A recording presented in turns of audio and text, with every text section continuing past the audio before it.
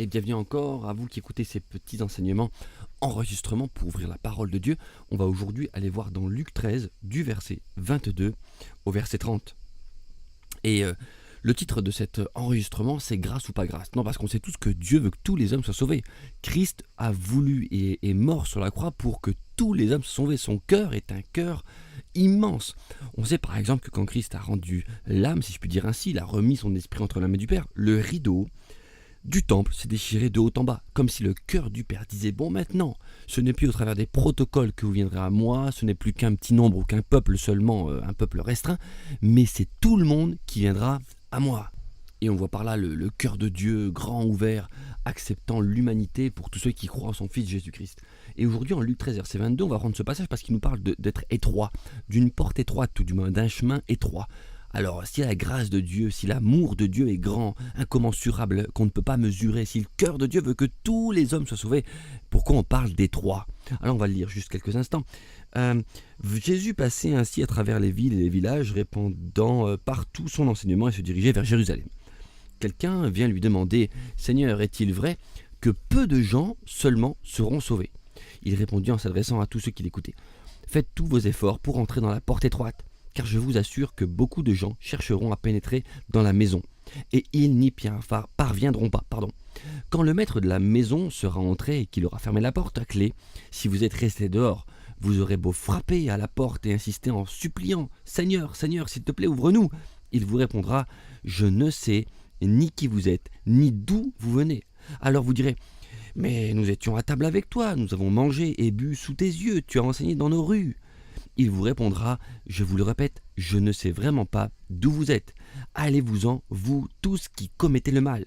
C'est là qu'il y aura des lamentations et d'amers regrets, quand vous verrez Abraham, Isaac, Jacob et tous les prophètes dans le royaume de Dieu, tandis que vous-même, vous en serez exclus. Des hommes viendront de l'Orient, de l'Occident, du Nord et du Midi, et ils se mettront à table dans le royaume de Dieu.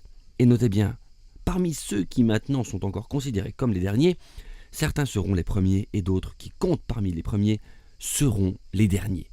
Et ici, on a un passage très riche. Alors, rapidement, si on reprend par exemple la fin, on voit le cœur de Dieu grand ouvert, puisqu'il dit clairement que certains viendront de l'Orient, de l'Occident, du Nord et du Midi. Donc, quelque part, la porte est grande ouverte. Et il dit même que ceux qui sont aujourd'hui les premiers se retrouveront pour certains, tout du moins, les derniers. Et ceux qui sont aujourd'hui les derniers, c'est-à-dire les derniers à avoir été prévenus, se retrouveront les premiers. Bon, les premiers à avoir été prévenus, à avoir été touchés par le cœur de Dieu, ce sont les Juifs. Et les derniers, ce sont ceux qui sont de l'époque de Jésus, à qui et vers qui la grâce de Dieu s'apprête à être ouverte. Et il dit même, Jésus sous-entend par là que ceux qui sont de mauvaise vie, tout du moins, et qui se repentent bien sûr, et qui n'ont pas été appelés en premier, eh bien eux, les derniers donc, se retrouveront les premiers. Et comme on l'a lu, certains viendront du nord, du sud, de gauche, de droite, de partout, et ils viendront, on voit donc là le cœur de Dieu ouvert. Mais pourquoi Jésus dit-il que la porte est étroite? Pourquoi dit-il il vous faut passer par la porte étroite? Non mais si le cœur de Dieu veut que tout soit sauvé, pourquoi il n'a pas fait une porte large, bien grande, comme ça on est sûr que tout le monde rentre? Mais en réalité, la grâce de Dieu, l'amour de Dieu, parce que vous pourrez vous dire mais Dieu, où se trouve la grâce de Dieu à partir du moment où il fait une porte toute petite et étroite où c'est difficile de rentrer? La grâce de Dieu se trouve où?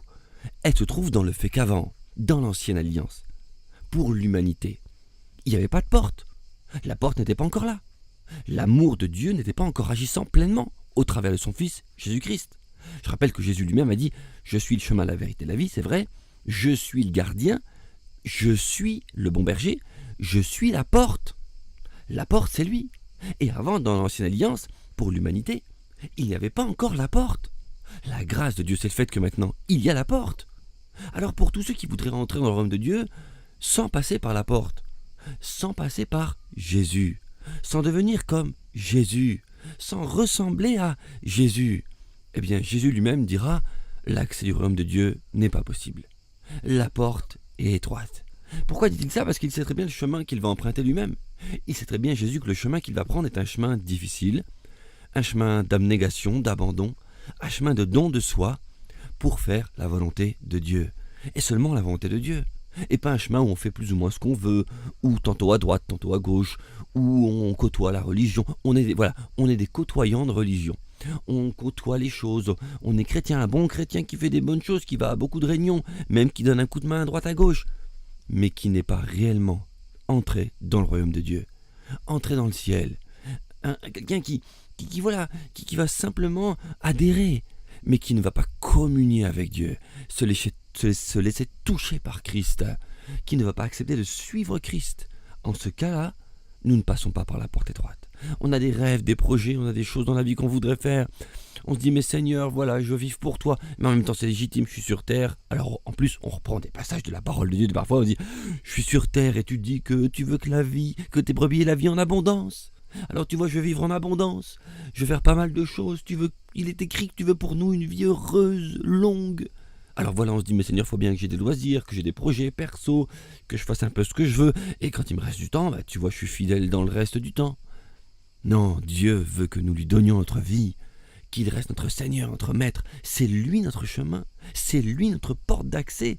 Et ne nous y trompons pas, rien que lui. Alors la grâce de Dieu, oui, a bel et bien résonné en ce monde. Et toi qui m'écoutes, laisse-moi te dire que, effectivement, c'est un avertissement qui est enseigné dans ce passage. Jésus disait à ses contemporains, vous risquez de vous trouver dehors pour la plupart d'entre vous, pour certains. Vous risquez d'être dehors et au moment où la porte sera fermée, vous pourrez frapper, elle ne s'ouvrira plus. Alors bien sûr, on a une allégorie ici, une image, avec l'arche de Noé par exemple. Mais aussi, cette arche représente la dispensation de la grâce, le temps de la grâce dans lequel nous sommes. Et quand Dieu renverra son Fils Jésus vers nous, et que la porte de la grâce sera fermée, la grâce dont on parle depuis tout à l'heure, il sera trop tard. Tu pourras frapper, et tu pourras dire comme ces gens, mais j'ai été à l'église, je t'ai vu à l'œuvre Jésus. J'ai même eu des fois le sentiment qu'on était ensemble, que tu m'as accompagné.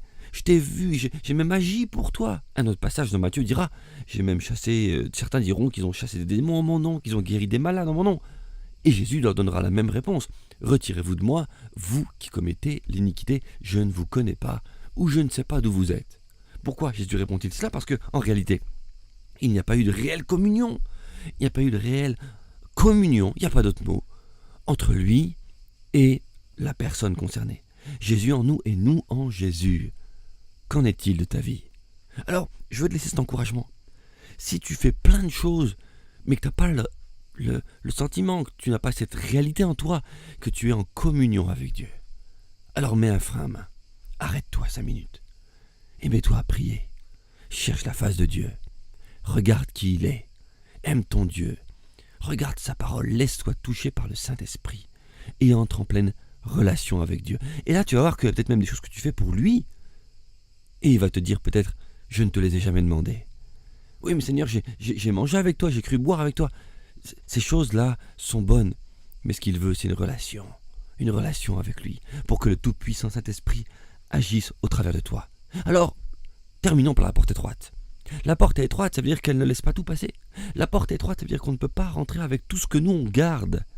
On garde nos projets, notre façon de voir, notre orgueil parfois, nos choses pas résolues, notre petite façon de vivre. Non, la porte, notre porte. Et je crois que peut-être on a tous chacun une porte étroite bien précise pour chacun d'entre nous.